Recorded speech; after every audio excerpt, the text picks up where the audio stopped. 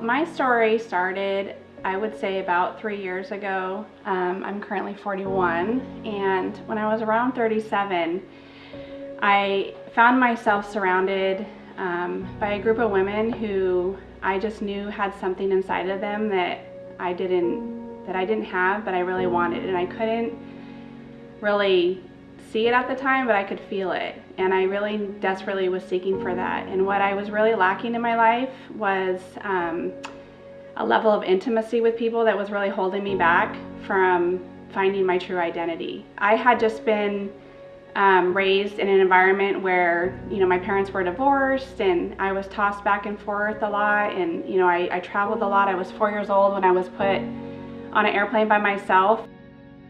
Intimacy was really hard for me, and so I had a wall that I had learned to put up and not let others in. And what God did for me was He surrounded me with women that showed me that it was okay to be vulnerable, to just let them love me and show me that I could open that up for God to come into those areas of my heart. And so that's what I did.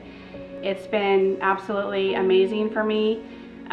It's been the hardest thing I've ever had to do in my life, yet the most rewarding. And so what God did is He just started tearing down walls inside of my heart and just really revealing to me that I was safe and I could trust where I was, and I can trust His voice, that it was Him talking to me. He just revealed to me that I had more inside of me, and I was going to need to just continue on that journey with Him. And so I did that, opened myself up, and it was hard. I just found myself really learning to love myself and let others love me.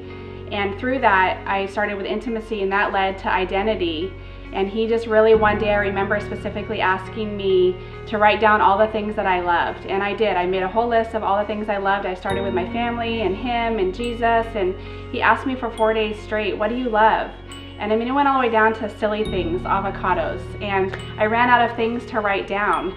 And finally on the 4th day, He said, are you done? I said, I am. And He said, okay, where on that list does it say Carrie?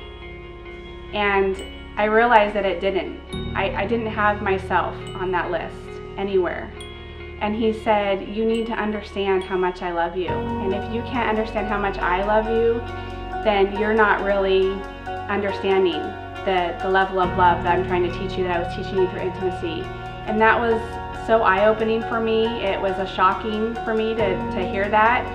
And so I allowed Him to just take layer after layer and take me deeper and deeper with Him and trust more and more.